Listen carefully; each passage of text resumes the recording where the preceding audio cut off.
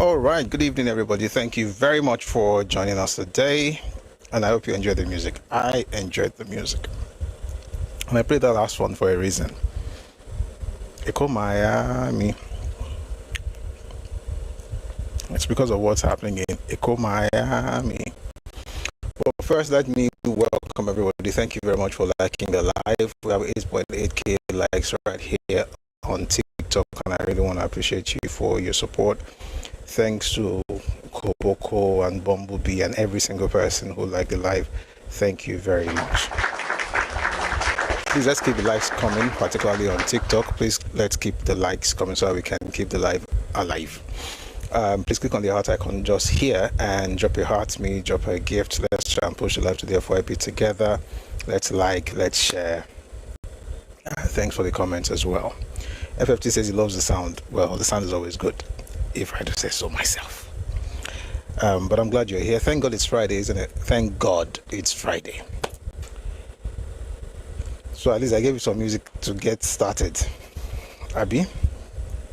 Folks on YouTube and on Facebook, glad you're here. Thanks for joining us today. Please like the live and share as well across different platforms. It would be nice to have the news that we discuss our on trial.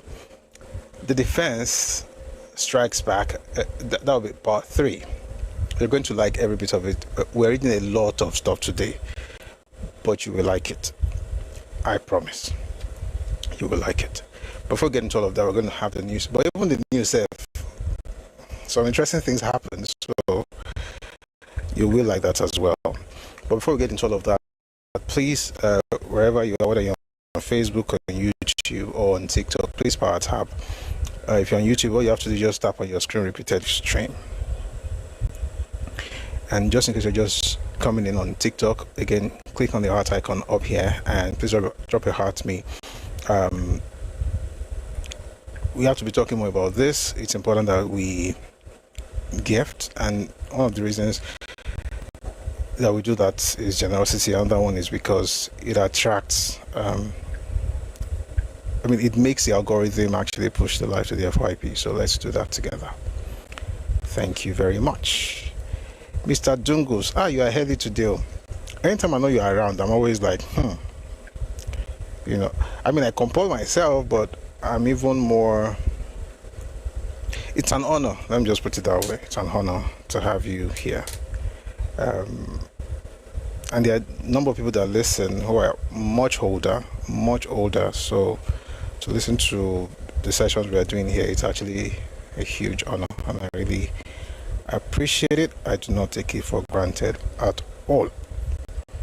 Thank you. Okay, let us begin with Echo Miami. I don't know if you heard about the whole thing that's been happening because a young lady decided to, make Lagos a focal point in her content creation journey, and she's been talking about it for a bit. I saw everything that was happening. I just didn't think it was worth commenting on, because I think sometimes you see people can be funny and some people are just chasing clouds. And so when you amplify what they're saying, you're essentially giving them what they want. It's not about the message, it's just about, because if you say it once, some people have heard you, you will not need to be saying every day. You're carrying camera. I'm not mentioning anybody because it's not necessary. You go to the bus stop and then you're holding your camera, your phone, and then you're recording everybody on the queue. We don't have enough buses in Lagos and things like that. The first day, of course, it makes sense. And then people, it begins to gain traction. Then you now make it like your duty, constantly doing it. And then it becomes this thing everybody's talking about. People send me the videos. I don't talk about it because I just feel that people like that in Cotton Fair is about clout, But I should say this, that there's nothing wrong in a person actually going out to say the government should provide such and such services in this area of Lagos, because that's what government exists for. Just when it becomes a pattern from a particular part of the country, that's when people begin to get person is a Nigerian, lives in Lagos, she can ask the government to do the needful, so it makes sense. Until what happened earlier today. Now, this is why I say it's all about cloud chasing. I'll play you a video, then we'll talk a little about it, and then you see why sometimes don't platform crazies. Not calling anybody a crazy person, but whatever will make you record the phone call of a commissioner and leak it means that you are crazy. And it's all about cloud chasing. It has nothing to do with what you're saying. You're not fighting for anybody. Just playing around, just faffing all over the place. Anyway, let me play you something from the old thing, and then I'll say what I think I should add to the conversation. Where is it? I thought it was here. 1 second. Okay, found it. Mumbo. All right. Please take a listen to this. It did not crack for. There's no need for riding together, sir. No, if they are against you and they are trying to harass you, maybe they think they are defending the government. Now, when they see the government beside you, they will know that you have not done anything wrong. One more time. There's no need for riding together, sir. No, if they are against you and they are trying to harass you, maybe they think they are defending the government. Now, when they see the government beside you, they will know that you have not done anything wrong. I think this is a lesson for young conservatives, particularly Yoruba people who are very passionate about how things should go in Yoruba land. I'm going to say this, you may not like it, but I hope you get it. Don't be a sycophant. Politicians don't like that. And I think at this point, somebody should say it. Some politicians think that folks on social media who are pushing back and saying, respect our land, this and that, they think those people are sycophants. So anybody, doesn't matter where that person is coming from, who is able to look at them and tell them something that is not working and say, this is not working, I'm going to, hold you accountable. They tend to say, oh, maybe that person, we should listen to that person because they are the ones because all these other people, doesn't really matter what we do, they will always praise us. And the reason you are praising them is not because they are doing the best. It's because when you compare them with the leaders of the folks who are always insulting them, as bad as it be, your own leaders are better than their own leaders. So you're like, why are you insulting my leaders when you don't even have people as good as mine where you're coming from? So you're not defending your leaders because they are the best in terms of they have given you heaven on earth. Them haven't got any leader or haven't got the caliber of leaders that you have in Yoruba land. So it makes sense that you will push back. However, there are folks who are in politics who assume that those who are always cheering them and saying that don't insult Yoruba leaders, don't do that those people are sycophants.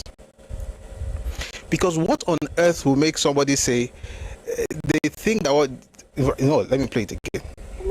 There's no need for riding together, sir. No, if they are against you and they are trying to harass you, maybe they think they are defending the government. Now, when they see the government beside you, they will know that you have not done anything wrong. So they think you are against the government, but now when they see the government with you, they know you're not doing anything wrong. You are the one who is trying to it's like the song that Michael Jackson sang. Something. I know the song. I don't want to sing it. Something about people not caring about you. And I think that's what happens, right? And I think that's why people are very angry on social media. How on earth I'm not going to mention the person who made that call because I think I also want to be respectful. It beats imagination that a sane person would leak that kind of conversation. Never spent any time criticizing the governor where she came from and suddenly just lands in Lagos and voila, discovers that we don't have enough buses. And so you have Yoruba Agbalagba, we should ride together. Ride together to where? For what? What point are you making? There's no need to ride together. I will know.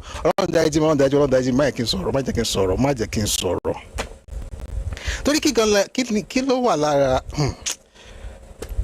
àti ẹ̀jẹ̀ pé wọ́n ní Yorùbá pé tí wọ́n bá fẹ́ jẹ ọ̀pọ̀lọ́ ajẹ́ tó lẹ́yìn.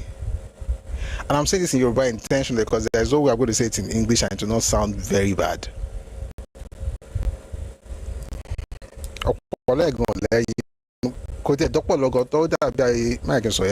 Anyway, the point is, why on earth would you want to ride with her?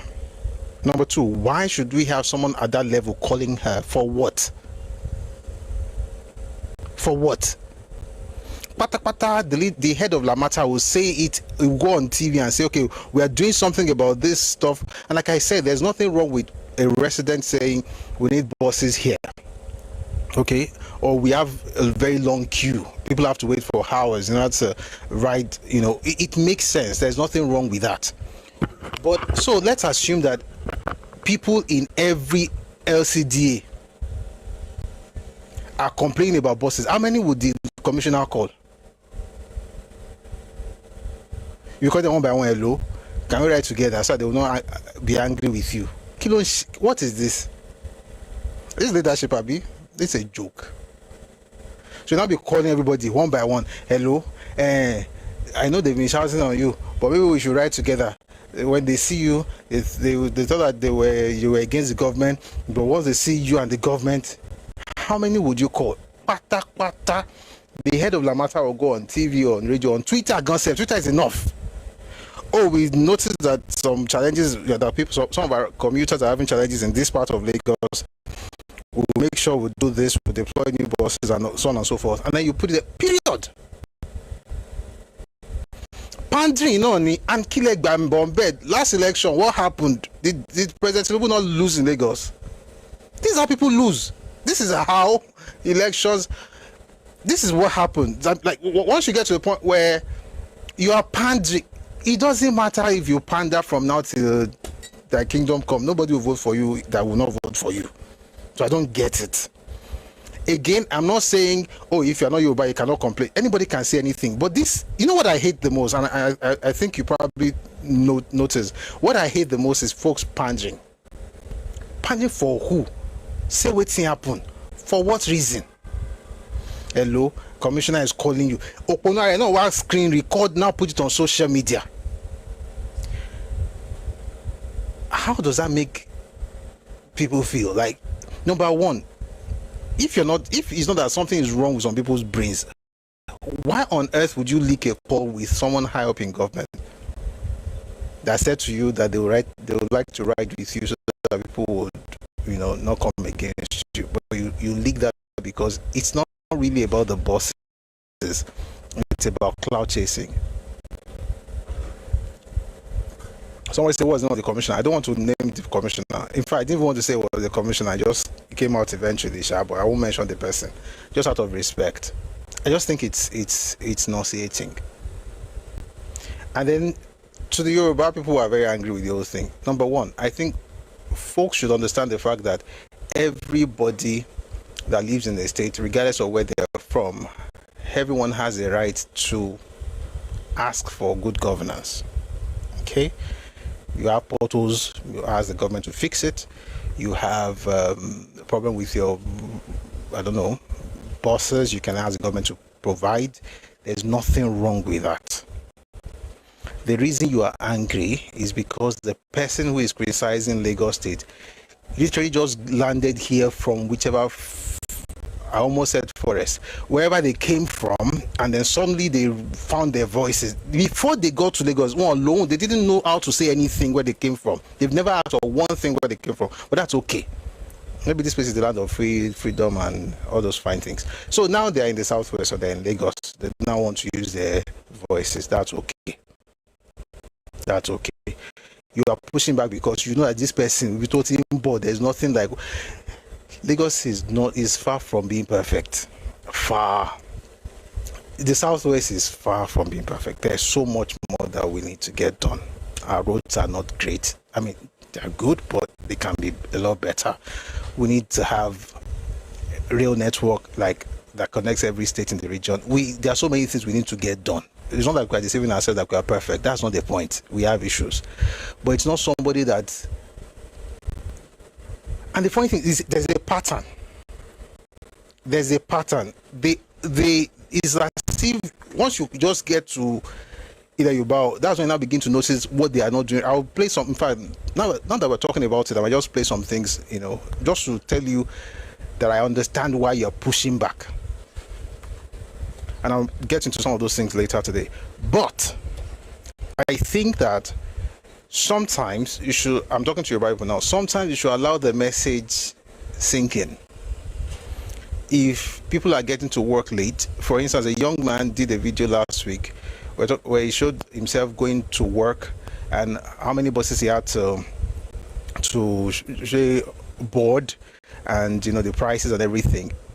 It was a way of communicating the stress, the cost of commuting within Lagos.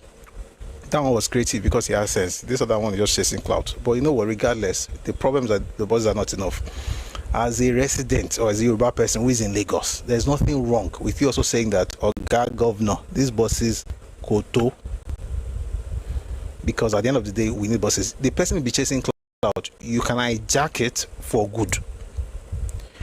But if you don't do that, you just start shouting that, oh, see where you are coming from. If you stop there, you're actually playing that person's game. That's what they expect you to do. Which is why I never spoke on this thing since it started a few days ago. I was saying so what you do is you hijack that message and then you push it as we need bosses here, Governor Shevada. Number two, it leads me to number two. Number two, don't be a psychopath. I said it earlier, I'm saying it again. The idea that because the governor, we love the governor, we love the government, or we want to shield them against those who are always criticizing them, does not mean that they cannot do better in some instances. And if you're a person who can say, Governor, and then can still say, like, thank you for this, but fix this. To be honest, powerful people respect those people more than Babarere Babake. If you keep shouting Babarere Babake, all right, it gets boring. So I think that's the reason politicians are taking. How many times has a politician called somebody who is actually doing something sensible in Lagos on social media and say, because of what you have done, we are calling you to thank you? I don't know. Maybe it has happened. I've not seen. Just start criticizing them. So maybe what people should do in Lagos is this: divide ourselves into two. So I'm just joking. Let me not even talk about it. But the point I'm trying to make is that be grateful, thank them when they are doing well, and laud them whenever they are doing the right things. But also question them or ask them to do better when you have to. But if you're just doing Babake, they just assume that this one's psychopath and only they just refresh one matter. They call them Rono on TikTok, on Twitter. The way they even say it, it's so demeaning. The ones who are supporting you, you look down on. The clowns who are complaining about everything. And the funny thing about it is this: it does not matter what you do, they will criticize it. And when they go back home, wherever they came from, they never see anything wrong where they're coming from, even though that place is not as good as this place where they're criticizing. It's amazing. Which brings me to this other stuff. Somebody put out a video earlier today. I don't know if you've seen that like that. So I don't like making stupid people popular. All right, this one is also from the Southeast. By the way, most of the complaints, not all, but most of the complaints always come from folks from the Southeast. It's like you have been in a cage, right? You now somehow found your way out of that space. You now found freedom somewhere else, and no, you don't have gratitude. Your next thing is to look for everything in that place that make you feel as if you have reached London. Because when you were leaving your home, you were told that all the New York dreams that you had, now Lagos. Or let me put it this way: Lagos is your New York. Lagos is you're London. So how come it's not as perfect as you expect it to be? So let's criticize the governors. This one went somewhere, I don't know, took interesting pictures and said, I was driving, this was yesterday. He said, I was driving this morning on 3rd Mainland Bridge when my car hit a pothole so hard my phone almost flew over the dashboard.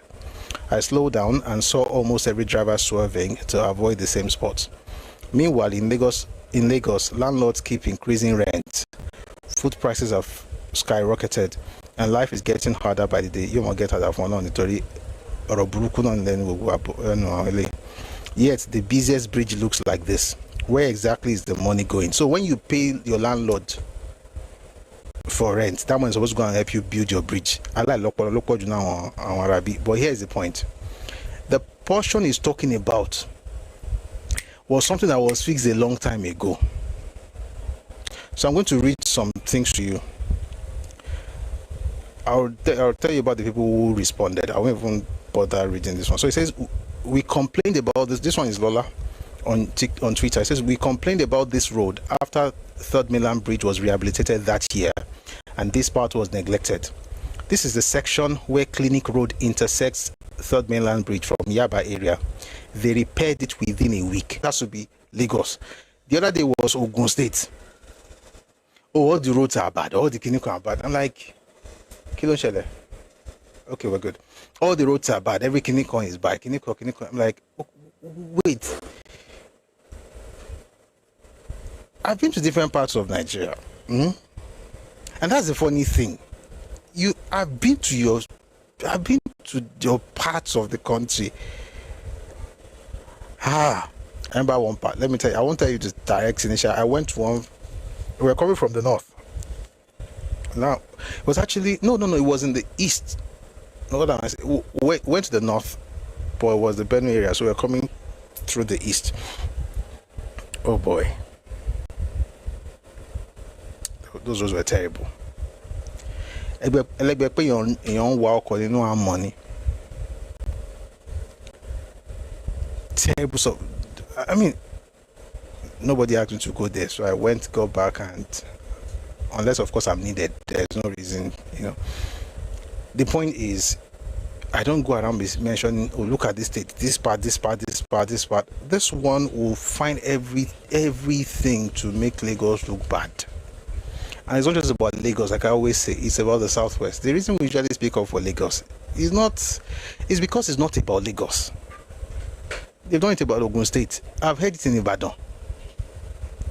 But the concentration is, when you want to complain, you shall look, and there are Yoruba people who, in their eagerness to prove that they are detribalized, will tell the others and say, oh, shut up, he's just trying to talk about our land. He's trying to make it good. No, don't worry about it. You cannot upload pictures from years ago in order to make a point about the fact that the roads in Lagos are bad, especially when the road you're actually showing has been fixed. Akinola, who used to be one of the obedient, also wrote that he said, you are being very dishonest with this tweet. As of this morning, this is not the condition of any portion of the 3rd Mainland Bridge. This is very wrong and needs answer on Twitter. It says, I will read that one again. Attention needed.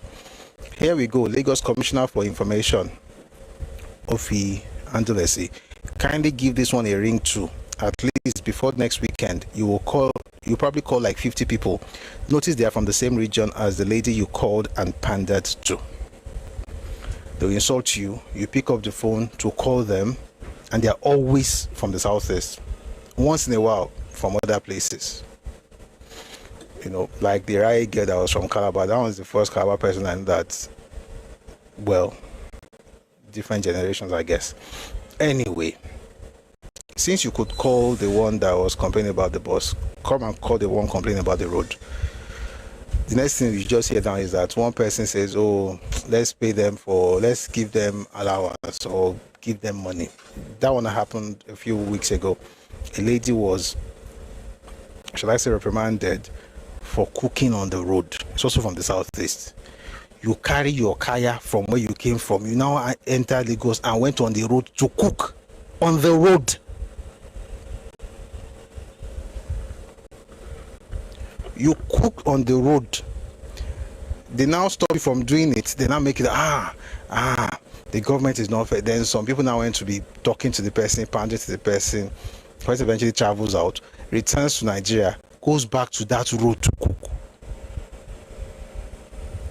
Why? Because we pander.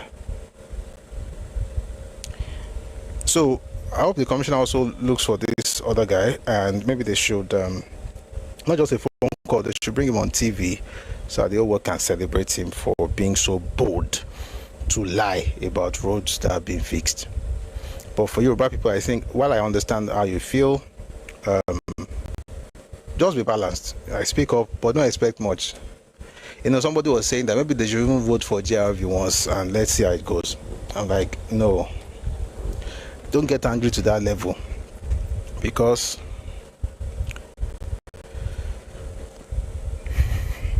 àwọn èèyàn ní panda o. Ṣé àwọn eléyìí máa ṣe ọmọ panda gbà kan tó bá tún yàtọ̀ sọ pé is Yoruba Republic of United States of Yoruba? What did he say that time? Lagos is United States of Yoruba or something like that Governor Babajide Sanwo-Olu said the other day. At least they find a way. And what the Lemon Bruku Paje? Oh, Commonwealth, yes, Yoruba Commonwealth. Don't throw the baby away with the bathwater. Don't allow it to now say, oh, we're going to prove the point. And I see a lot of people doing it on Twitter, and I get where they're coming from, because it gets tiring sometimes. Let's go campaign for their their opposition, but I don't think it's the right way to do it.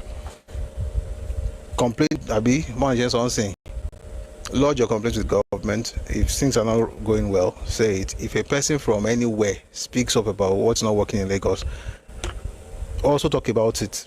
Hijack the thing by focusing on the topic, because if you don't, the commission will be calling that person to be pandering, which is senseless as far as I'm concerned. With all due respect, it makes absolutely no sense to pander to 20-year-olds and say, I want to ride with you. Ride for what?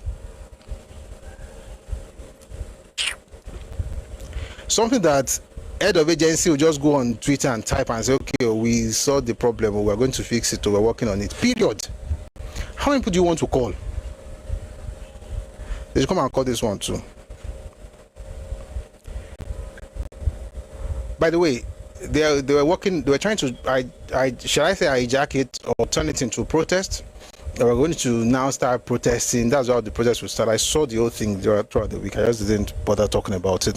Some guys also from that region, like, okay, everybody's going to meet at Ikorodu. Then they will start, protesting, because that's a good way for the protest to begin. Like, okay, there'll be no protest in Lagos. There'll be no protest in Yoruba land. If you wanted to protest, you have two options. You go to your region of origin, or you go to Abuja. I would even say go to Abuja, because Abuja belongs to all of us. So go to Abuja and complain, or go back home. And in case you somehow in your brain think that what I just said right now is tribalistic, I'm about to read something to you. This is from an account called 24/7 Igbo.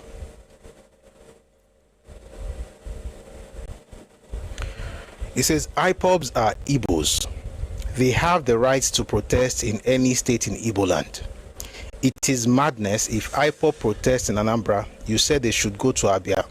They protest in Abia, you said they should go to Sokoto or Abuja.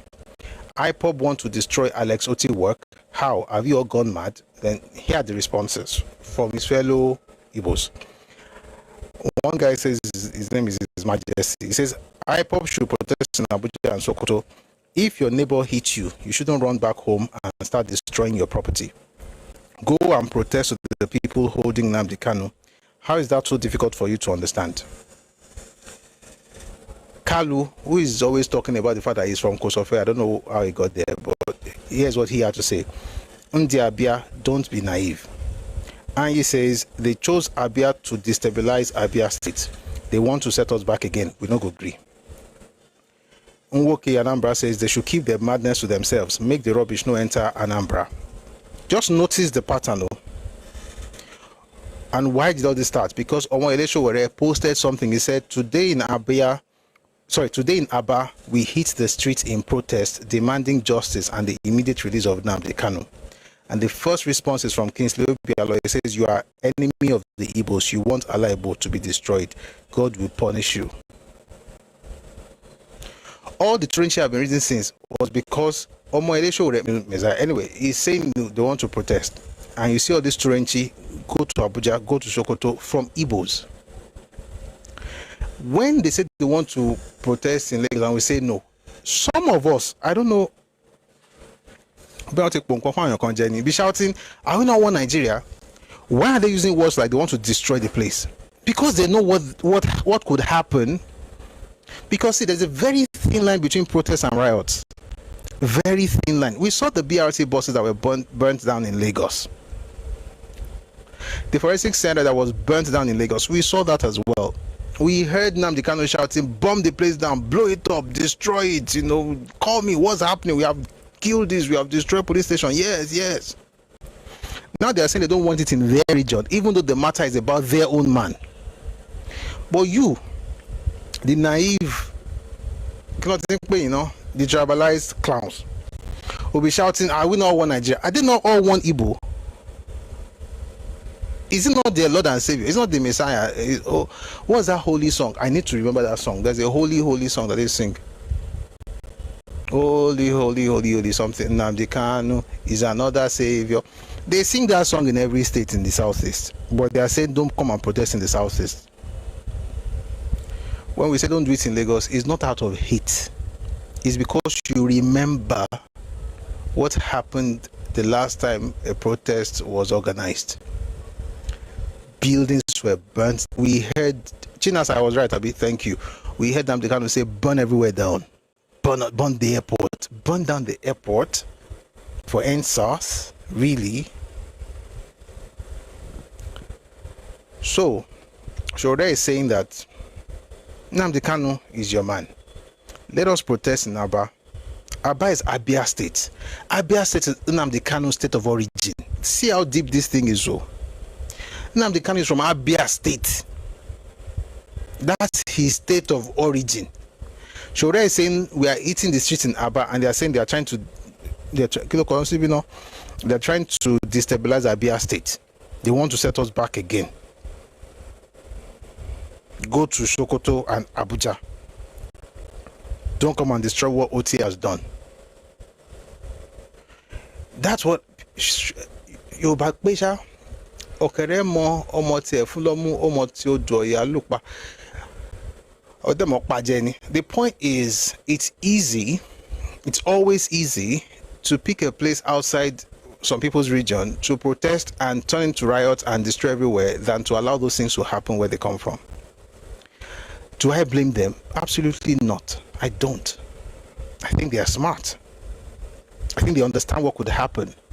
I think they're trying to protect their space. And I think they have the right to do so. But so do I. And so do you. Anybody want to protest? Abuja straight. Don't come and tell me we're all Nigeria. Or let's go to your homeland. If Nnamdi Kanu's case cannot start in Abia State, his own state of origin, why on earth would I be supporting protests and riots in different parts of Yoruba land because of one Nigeria? They're not even protesting for Nigeria, they're protesting for their savior. That's what they call them. I'm not the one calling him that.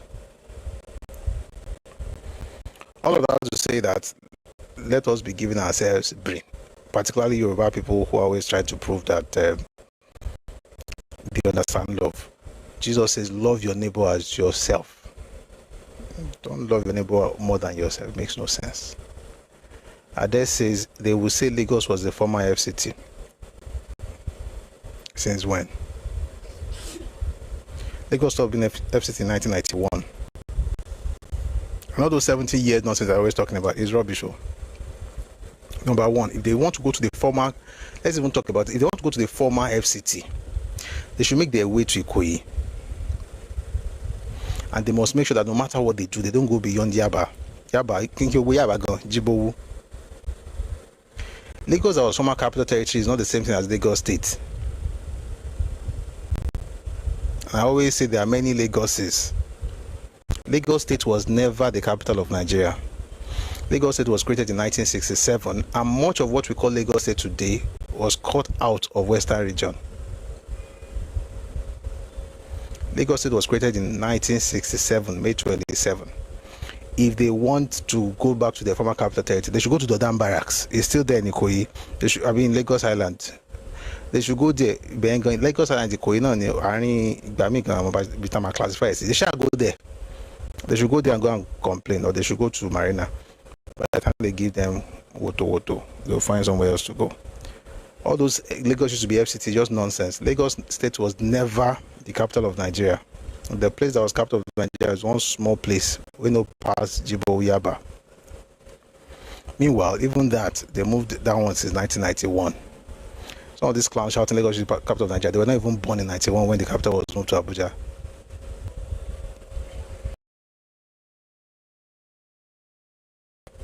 We're going to be listening to the president of this nation. Excuse me. Ade says even the current FCT, they will ignore that. We'll come back to the president. Last area council election in Abuja, I played the video here, right, where the girl was saying she's obedient to. He's saying Abuja is not Lagos. They are going to respect indigenous people. And I was like, you know what the word indigenous means? Tell me about it. In FCT, is not no man's land. Wow, what a revelation. Everybody knows what they're doing. Everybody knows what they're doing, and we've got to be careful. Don't let anybody make a fool out of you. Everybody knows what they're doing. It's important for us to, like I always say, love everybody. This is not about hating anyone. It's a waste of time, waste of energy. But you've got to protect your space, and you've got to do it without apologizing. And if you think it means hate, it means you are dumb. Like you don't know that you can protect your place and still love your neighbor. You can protect your apartment or your building or your house and still love your neighbor. You can shut your gate and still love your neighbor. Shutting my gate does not mean I hate my neighbor. It means I'm protecting myself. Sometimes from my neighbor. In reality, not from him. Generally, just from whatever. But it could just be from you. If you're a thief, I might just be protecting myself from you. It doesn't mean I hate you. It just means I love my family. It's quite simple. I don't know. By the way, it's Yoruba people that always doing this thing. You see, that's how it is for the most part. But what irks me, people respect you in your homeland, then respect other people in their homeland. Like, that's simple. All right, we're going to move away from that and go to the president of Nigeria, President Bola Ahmed Tinubu. Where he talked about the fact that he is a die-hard Democrat. It was at an event in Abuja, and we'll listen to him, and we'll listen to somebody who thinks he has an idea what the president is saying. I don't think he does, but let's listen to the president first, then we'll go to that person later. Here's the president of Nigeria, President Bola Ahmed Tinubu. Take a listen, please. A die-hard Democrat.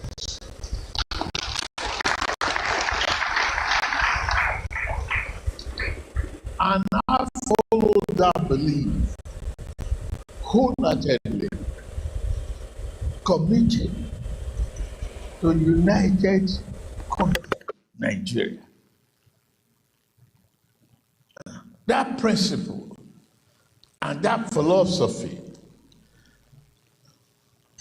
will live and die with me.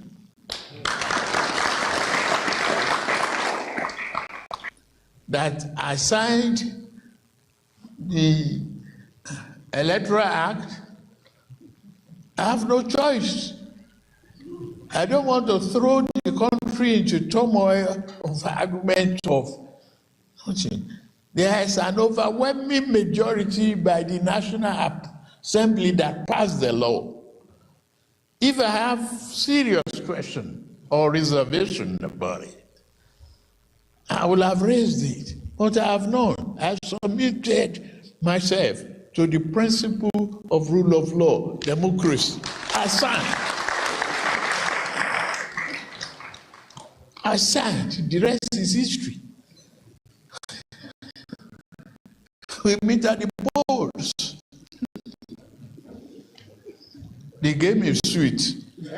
Only when you are winning. Oh, it's all right. We must accommodate one another. We must help one another. We must strengthen the platform. But democracy, is it? Yes. There must be peace, stability, and commitment to rule of law. Votes. But I'm sure politicians understand exactly what he's saying.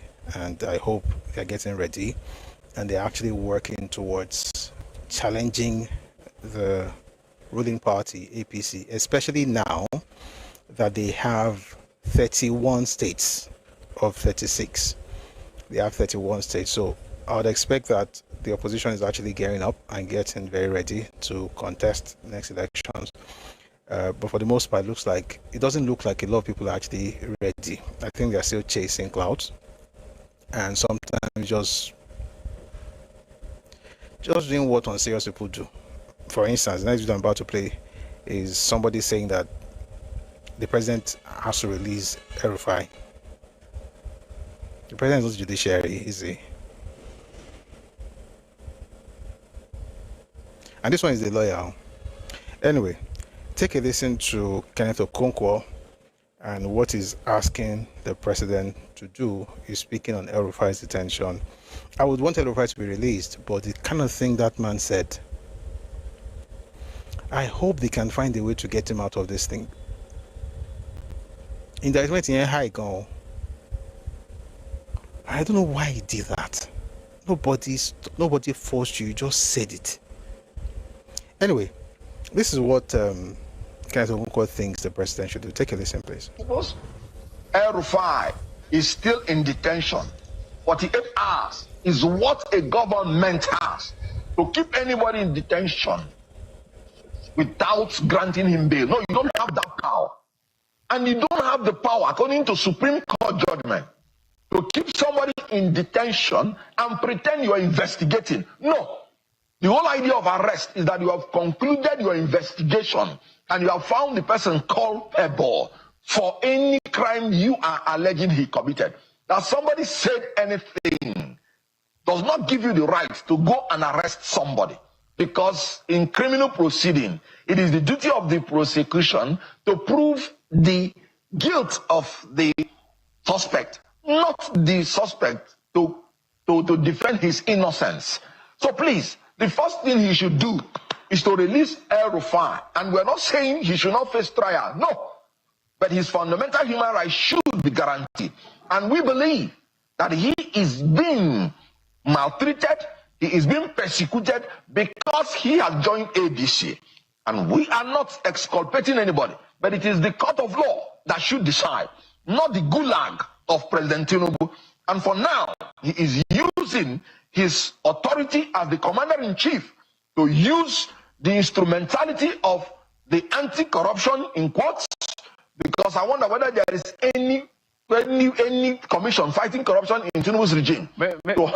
Okonkwo, if I may come in, my apologies. Are you alleging that the president has a hand in what is going on with Nasser El-Rufai? He's the president. ICPC, EFCC, DSS, they are agencies of government. They have their thing to do. How is the president involved in this? Well, he just said agencies of government. Whose government? Whose regime? He is the head, the commander-in-chief of the armed forces. And so anything the agencies are doing, the buck stops at his table. That's why I'm not saying that El-Rufai should not be tried by the court. The court is the only power that has the power to deliver judgment. And you cannot go to court to get an order to say they should allow you to investigate.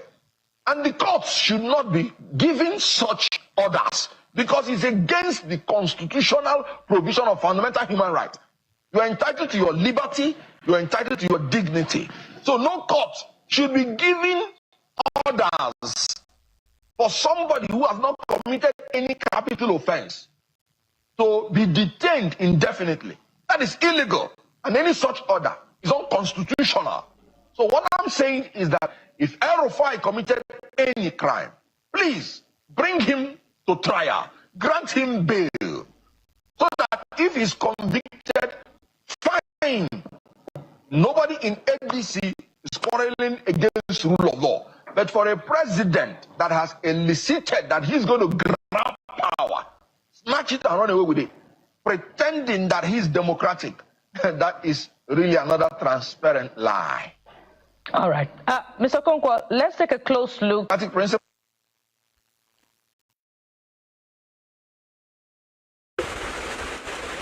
All right, it's raining, and you might rain.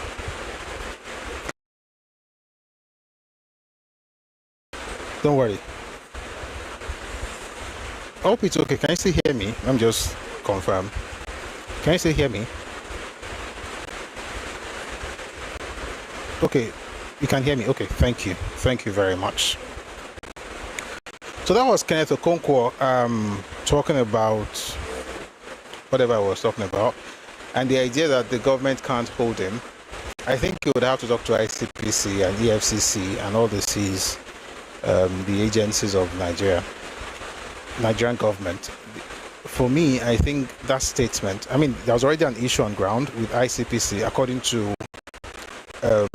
Malam El-Rufai himself, before he then went on Arise TV and said what he said. So I will just wait for them. I'm not a lawyer, but this guy is a lawyer, Abi. Because every time he's speaking, it's as though he's trying to, it's like he's acting in a movie. Well, he's an actor, and there's nothing wrong with being an actor. I work in the field as well, and I think it's brilliant. But you have to know when you're on stage and when you're discussing something really serious. We'll wait and see. We'll wait and see. Let's move on to other news item.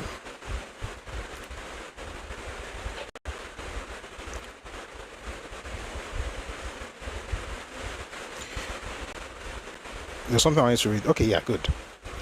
So, the man who just spoke, Kenneth Okonkwo, is in ADC, and ADC has also done something quite interesting in the last couple of days. And this is about Ireti Kingibe. ADC backs indefinite suspension by ward.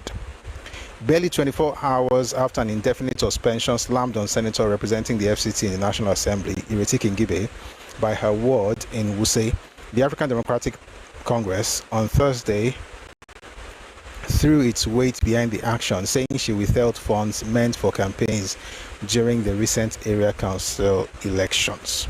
The party also said she provided an office and later turned back to retrieve it under strange circumstances for no justifiable reasons.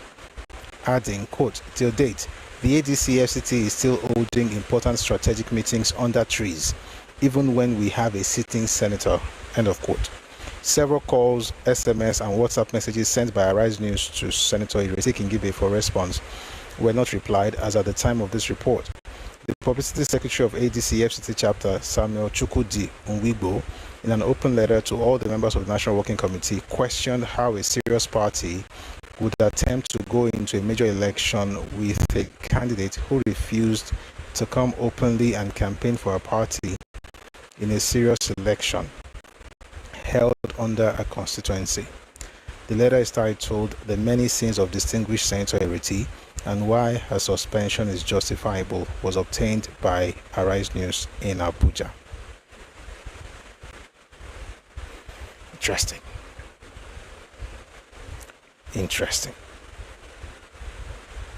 Maybe what the FCT minister here, maybe what he said, maybe it will happen when he said that she's not coming back I don't know how they're going to play that game, but it looks like, because apart from what he is saying, this is a party actually justifying suspension. We're going to leave ADC. Before I go, let me just read some comments here. I'll read YouTube first. Your might says DSS should release your arrest passport ASAP and be sent back to the States. His nuisances about MNK protests should be tamed quickly before he set the country ablaze. He can't. He can't. Shay wants to do something that we are set. People are saying no. Maybe it is well. Shall I not talk? But we'll see how that goes. Olagunju Imano, good to see you, Mr. Olagunju Tojometa. He says it is foolish Yoruba boys and girls that will be saying people should come and protest in Lagos. Igbos can never protest in their own 5 plots of land. Why do people actually use that phrase? I think it's anyway, that they will not protest in their own 5 states in the southeast. Never. They won't allow protest there. Your mind says the ADC actor turned politician is not smart and bright. Let know. I wondered why the TV anchors allowed him to get away with lots of lies on the interview. Well, I think he helps them with ratings or something, because if not, I don't know why they keep bringing him. We're going to move away from ADC for a bit, and we'll be listening to Senator Francis Faddaunsi. And he said some things about Zamfara and Zamfara's wealth through gold mining. And I think this is quite important, right, that a senator of the Federal Republic is the one saying this, and I think it's very important that we listen to what he is saying. Please take a listen to Senator Francis Faddaunsi. What we need now is the practical solution to Nigerian economic issues. Number one, here in the 9th Senate, when leader was here, Senator Ovioma Agege stood up here. We are talking of illegal mineral mining. Before I come to, it leads to smuggling of illegal mineral to Iran and Iraq, to China. He stood up here. He informed us that Zamfara state government brought a molded gold of 150 billion to Mr. President to be given to Emefiele so that they can deposit it into the account of Zamfara government, not to the central force. He now asked whether we agree that they can go back to the creek and be stealing their oil. Some of us said, well, since they are doing it in Zamfara, you can go on. So this thing went back to 600 barrels per day. Before the federal government took a decision to stamp out this thing, to raise it to 1.3 million barrels. Now, the military operation is on water. We have stabilized smuggling on that place. What is going on in Zamfara before Nasarawa took over of establishing mining industries is appalling. Zamfara is the richest state in Nigeria. Gold, uranium, silver, lead. Today, there is no single dollar sent into the account of federal government. And we are borrowing money all over the whole world from those people that stole our destiny there. What can you do as Mr. Minister to stop this carnage so that we stop borrowing money all over the world?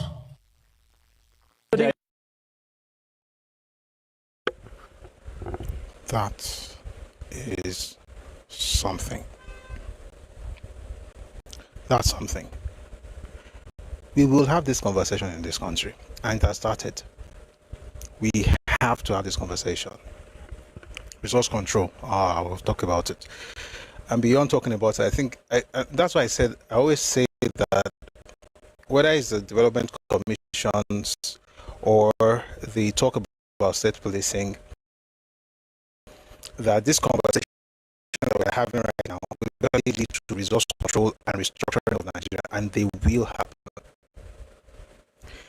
I have have no problem with Zamfara State controlling their gold and lead and uranium, whatever they are mining there and controlling. I have no problem with it as long as Delta State can also control their oil and whatever they're getting from it. You can't share what belongs to others in the name of the fact that we are one Nigeria, but you get to keep what's yours for yourself. Makes no sense. But guess what? I like the fact that you can keep it, but let others also keep theirs. That's the kind of conversation we need to be having. I'm glad they're having that conversation right now, but it's going to go deeper. Once you have state police, it will get there because people will start talking about how to fund it. And then you look at your federal allocation and you compare it with your budget, because if you have state police, definitely you're going to have your current expenditure go up. Can you afford it? You begin to ask, if I'm taking ownership of the mineral resources or whatever resource I have in my state, and I'm getting 50 or 60%, let's even say 50%, I'll be able to do better than collecting whatever it is I'm collecting from FAC allocation. People will start talking about what they have in their land. And once they begin to talk about that, and you know the crazy thing about this whole thing, God is good. The crazy thing about this is that there is no state, not a state in Nigeria, that does not have a mineral resource. At least one. There is none. There is no state that doesn't have at least one. Some have 2, some have 5, some have 10. You go to some state, there's bauxite, there's talc, there's gold, there's lead in different states in Nigeria. So the question is this: why is everybody fixated on oil? Because it's easier, because the money is coming from somewhere else, and that's why, for the most part, our politicians are not very creative people, and it's sad. And this is not an indictment; it's not even an insult. It's just the reality. They're not very creative. Just wake up in the morning, send somebody to Abuja, bowl in hand, collect kidney for the month, and then we spend that one. Collect next month. Nothing creative. Nothing like what. See what President Tinubu did when Econet got to Nigeria. That would be around. That should be 2000, 2001. Invested Lagos State money in there, got more profit, and then put it back in the government. That's creativity. But no, sure, we're going to collect money at the end of the month. Doesn't really matter what I do. Once there's no FAC, you will be creative. You have to be. Your survival depends on that. That's when you know that many of the states in Nigeria, they should merge them together and form one. Like some 4 or 5 states in some places should be one state. Because what are you doing with 4 state houses of assembly, 4 state governors with their commissioners, and each commissioner has an SA or SAs, special advisors, and they also have SSAs, senior special assistants, and then you have SAs, special assistants, then you have a litany of workers working for that particular person. Then the commissioner has his own retinue of staff. Then you have everyone like that. On top of what? Like, where you get to, how do you pay all these people? I don't mind that they are there. I'm just saying, how do you pay them? Many states in Nigeria should not be existing. Not all. I'm not saying all. And I'm using by the way, I'm using Awolowo's yardstick, which I believe is brilliant. It was, it is, and will always be. His very first question about state creation is the word viability. Is the state viable? And the reason is that in 1955, when we were having conversations about state creation, there was no federal allocation like we have it now. Even when they came up with the idea of DPA, distributable pool, the idea was the region of origin, Ton Shekini and Gogogogon, will still have 50% of what they are contributing to the pool. Right? So the idea is, when the Midwest started clamoring for their own, states in the 1950s, I was against it for one reason: viability. And once it was, persuaded about the fact that it was viable, because they saw the documents, there is evidence that this place can thrive, they began to support it. And it's a question we don't ask. Excuse me. Oh, we want to have more states. It should be fair if you have more states, because these other people have more states than you. Okay, let's create more states there. How will that state thrive? Can any state in Nigeria, and this is not about ethnicity, just a fact. How many states in Nigeria can thrive without FAC allocation? How many? I'm not sure you can count up to 10. Say today that there's no FAC. That's when you know that there is a problem. It is well. Our structure is not allowing us to grow. We're just playing politics with everything. And the military did not try because they had the capacity to actually do and undo. And they ended up giving us 36 states and 704 local governments without resource control. Because it was military and they were following the unitary system. Anyway, the point is that this conversation must be had, and I'm glad that it's starting. But I hope that the restructuring going on right now with development commissions and with the state police, conversation will get us to the point where we will begin to talk about it. Not because you're trying to, if you notice, I'm talking about Niger Delta. There's oil in Lagos, there's oil in Ondo, there's oil in Ogun, there's oil. So I'm intentionally not saying Yoruba, and I'll tell you why. I'm mentioning Delta because sometimes you also look at the devastating consequences, right? Especially as it has to do with environmental degradation, that actually sometimes it's almost like an inevitable part of the process of getting stuff from those places. So you're like, okay, what are they getting in return? In some cases, there are some things happening locally, that I don't want to talk about that one but the point I'm trying to make is that for Yoruba people, every part of Yoruba land is blessed. I'm Yoruba, I'm very proud. There's agriculture, there's oil, there's gold in Oshun, there are many things. There are too many, I can't remember everything. There's bitumen, right? There's crude. There are so many things, right? But the most important resource that we have in Yoruba land is human resource. You have an educated populace. Yes, there's limestone. Thank you. There's limestone. There's marble. Please help me in the comment section. In fact, it will even help with engagement. Yes, there's limestone. I know there's limestone in Ibeshe. There's limestone in Ewekoro. There's that area. Yes, I mentioned bitumen. Yes, there's lithium. There's everything. But the most important thing is actually human resource. You have a very, very educated population, right? Which means that even if you have nothing, you'll still be fine. But thank God we have something. Plus, you have land. If Southwest sits down with agriculture alone, if you focus on Okeogun in Oyo State, Southwest will feed West Africa. There's gold, there's bitumen, there's tantalite, yes. All those things are there. But even if you just say, let's do just agriculture, you can feed West Africa. But we're not having the right conversations. Everybody just says, okay, how much are they sharing this month? Are we going to collect our own? Are we not going to collect our own? By the time you say, okay, let's have state police, how are you going to get the money? FAC is not enough. What else? Oga, let's begin to discuss how we can. Before you know it, people will get mining companies into their states. They are going to have to somehow do something about this bundled solid minerals that they're doing in Abuja. I'm not against it, but I don't think it allows for growth. Why should Bayelsa share their oil money with any part of Nigeria? Why?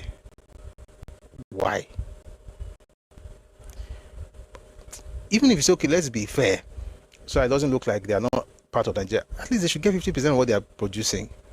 That's what I think. And that's happened before in Nigeria. That's happened before. Let them have it. Someone says, oh, but look at what they're having right now. They're not building their places right. That's their business. It's not yours. Oh, when they are giving them this money. See, and by the way, it's a shame. Bayelsa has 8 local governments. 8 major. Much of Bayelsa is inside water. So that means that they could do a lot to what they have, but if they're not doing it, that's really their business. The point is that they have a right to what God has put in their land. I don't even want to share with them. We need to begin. And Zamfara cannot be collecting oil money and be hiding gold money. It's not fair. So it's either you are putting everything inside the distributable pool, or everybody is taking their own and putting the rest. Because at some point, even when you have, by the way, I know I'm spending a lot of time on this, even when you have resource control, you're still going to contribute to the center, because there are some things that only the federal government can do, e.g. military, well, customs as it is structured right now, which other one? All those interior things. When it comes to prisons, I think states can handle those things. Why do we have National Correctional Clinical Center? Why do we have a Comptroller General of Prisons in Abuja? Why? Yes, immigration. Thank you, CEO. But why do we have? So I was talking about military. Let me finish that thought. Military, customs, immigration. Those ones are usually at the center. But why do we have prisons? Everything to Abuja. Why? Is it that there is federal? Like, I don't get it. I mean, there should be federal prisons, but the prisons in the states also, you now have to go to the state and now connect to Abuja. Everything is so central in this country. And small time now, I'll be hearing China went to China. Let us go to Sena climbs. Be comparing yourself with people that have better structures. Our issue is structural, primarily. I'll read some comments and then we'll go on. Koboko says bulk of the oil extracted actually comes from offshore, which belongs to FG. It's only attributed to the state for convenience.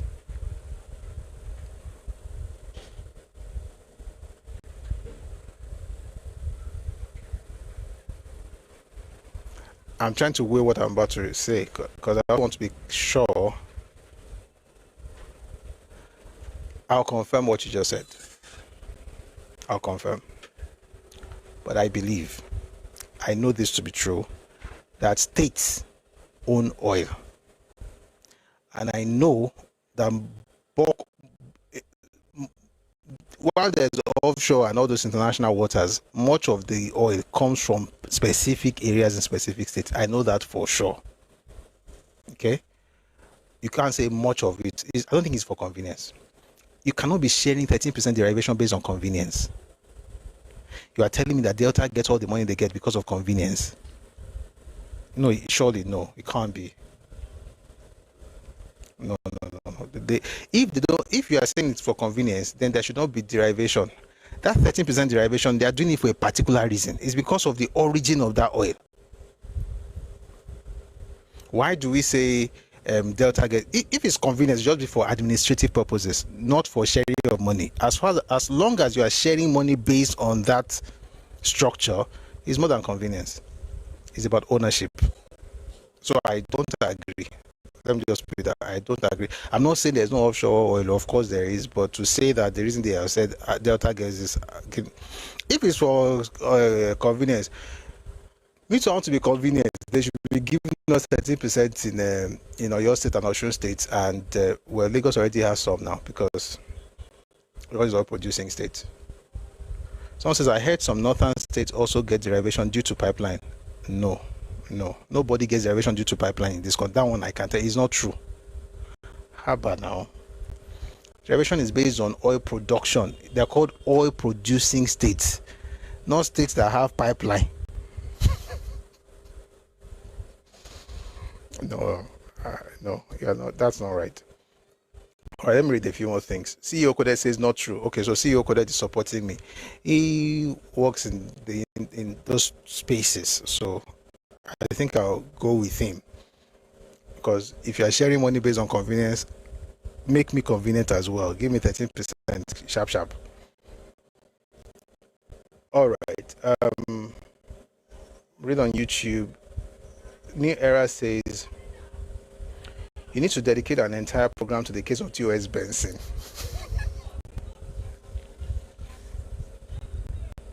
I don't know why you said that. I laughed because I thought of something, but I don't know why you said that. MEP says Lagos not yet. Really? Are you sure? Because I know that Lagos now produces about 2 point. 2.7. Is it? Are you sure they don't collect? You know what, guys? Someone is saying something. Lagos is an oil producing state, though. By the way, I used to joke with you, but it's true. Lagos produces more oil than all of the southeast states. All of the oil in the southeast. That is it's actually true. Umbo, let me just. I want to look at the data. I have it somewhere here. I know that southeast, that's Imo, Abia, and Anambra combined produce between 1.7 to 2.1. Like on their best days, they produce 2.1% of oil production of crude oil in Nigeria. On their very best days, that's all they produce. But Lagos produces a lot more. Edo produces about 2.3.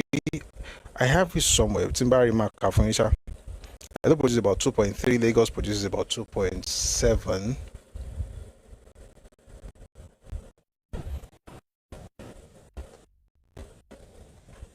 Someone says it's a post check so that we're all on the same page before we continue. Okay. Umbo.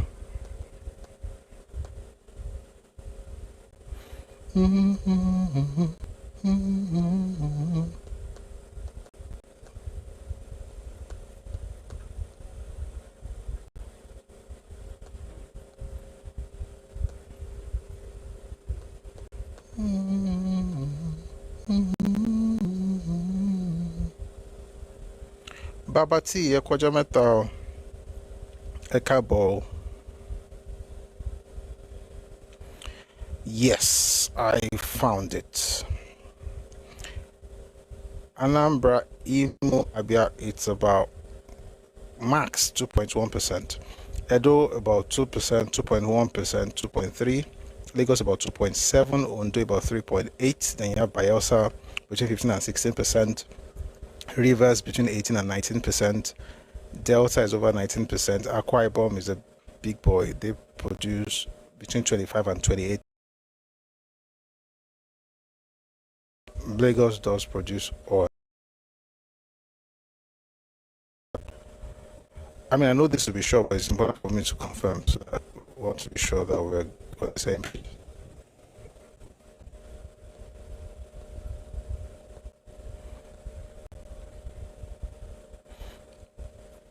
Now, who knows? There's song I just remembered. Lagos receives FAC allocation. No, not FAC allocation. Umbo.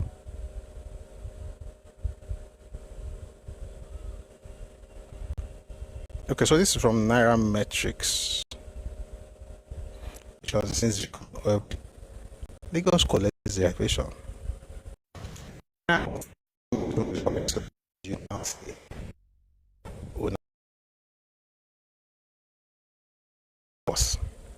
Lagos collects the derivation. Every oil producing state gets 13%. What Lagos gets is small, compared to states like Delta or Akwa Ibom or Bayelsa or Rivers. But somehow, we can say okay. So I'm glad I've confirmed that just to be sure that we're good. So all the oil producing states receive FAC allocations. And Lagos has collected 3.9 billion naira since it became an oil producing state. Although some states have much more. But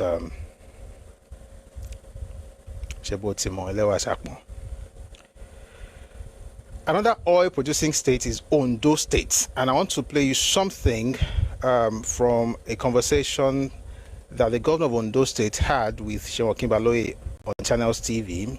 And it's about the court ruling on re-election, where I'll tell you about what the judge said, essentially disqualifying the governor of Ondo State from running again. But let me play you the interview, and then I'll play you the other. I'll read something to you about the judgment later. Take a listen to the governor of Ondo State, Governor Loke Aiyedatiwa, as he speaks to. that this matter of tenureship is being about your mind to the Supreme Court as a precedent in that matter with Marwa versus Inyako.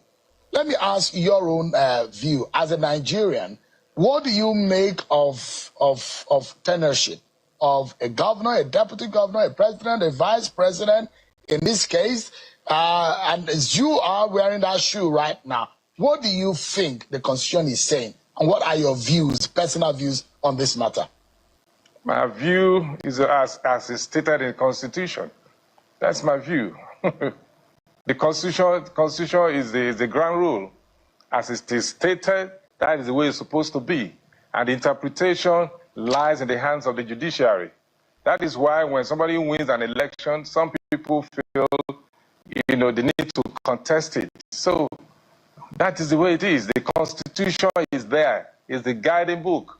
And those who are saddled with the responsibility to interpret it.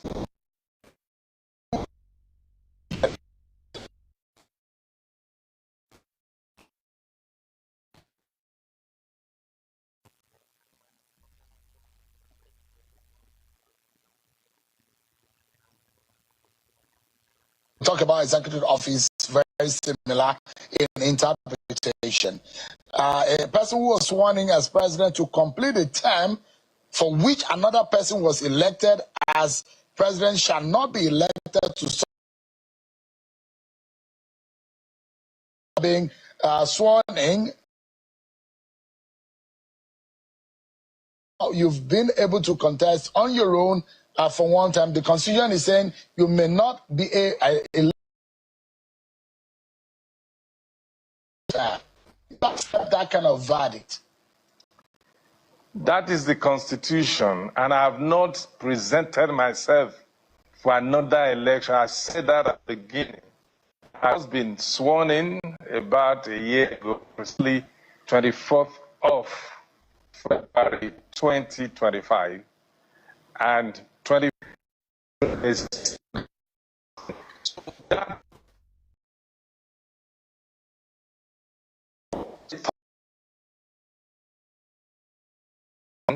is just to govern, to deliver to the people of Ondo State all our electionary promises.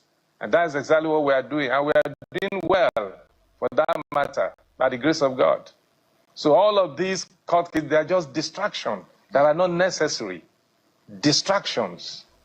But Governor, I hear that if the ruling stands at the end of the day, if it's taken to the highest court in the land and it stands in your favor in 2028, would you be in the next step? Would it be in the next step of your political journey after this tenure to run for governor again? Let me do this. If I impress the people so well and they ask me to continue, if the law permits, why not? A service to the people. Let them appraise what I'm doing currently. Let the people tell the story about what this administration of mine and my deputy have been able to do for the people.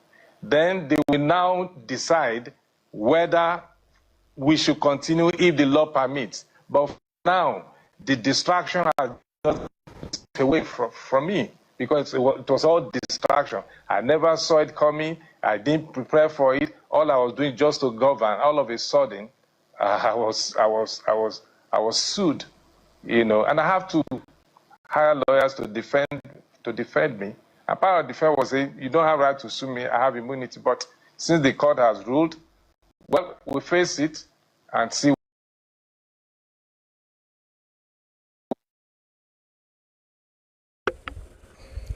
Brilliant. Personally, I like the way he answered. I like the way he's saying it's too early to have conversations like that. It's premature, unnecessary.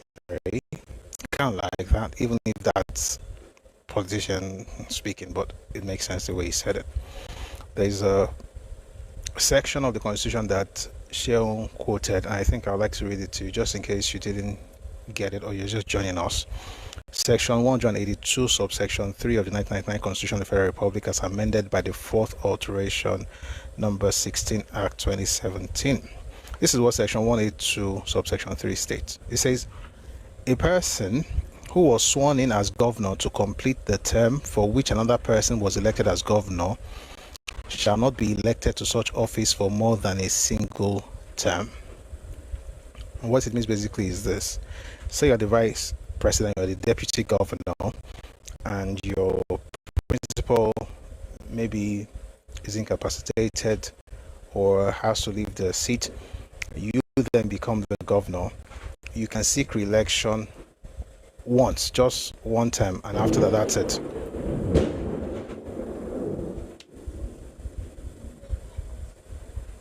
We're thankful to God for that sound. It means we're alive. Where were we? So what that means basically is that the deputy governor cannot run for more than one term. And so when he becomes governor, he can become governor, but he can't run again. So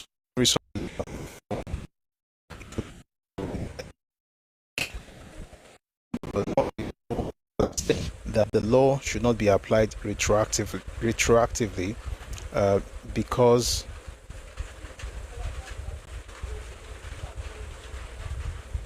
it's saying that the swearing in to complete the term does not count against him in the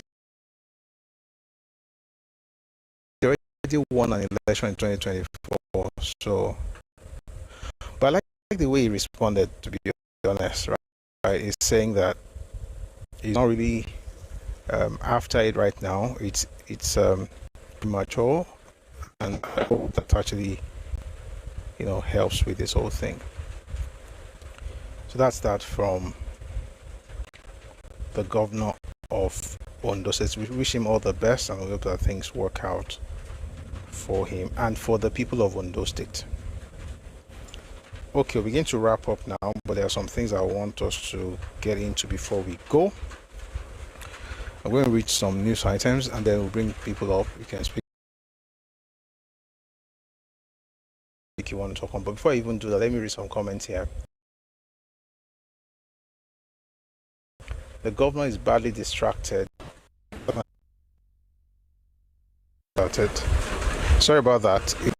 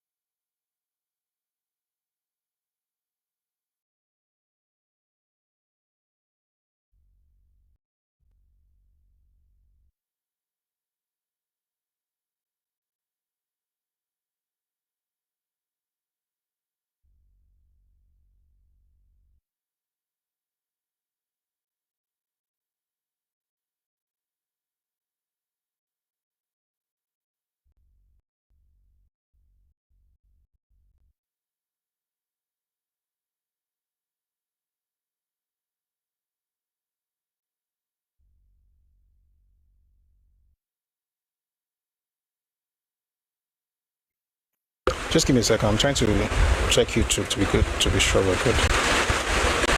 It's coming on.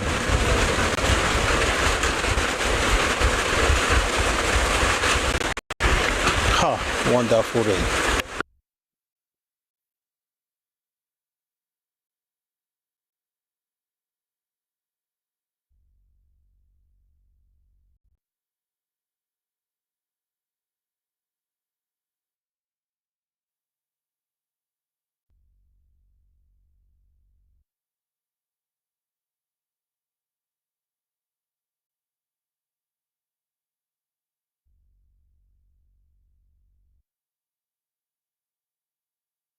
We're good. So folks on YouTube, please part up, let's like and keep sharing. I think it's good now, and if there's any issue, please let me know. I'll also keep checking to be sure we're good. Well, thank you very much for your comments. We're going to move to today's to some news items before we go to the topic of today. Give me a second. Good. I'm seeing a lot of things are happening, but let me read this to you from NDPC. This is the Nigeria Data Protection Commission, NDPC. They put out a press release earlier today, and it's on the matter of the girl that was busy, capturing stuff all over the place. The attention of the Nigeria Data Protection Commission, NDPC, has been drawn to the activities of individuals who take pictures and video footage of unsuspecting members of the general public and share same on social media platforms. These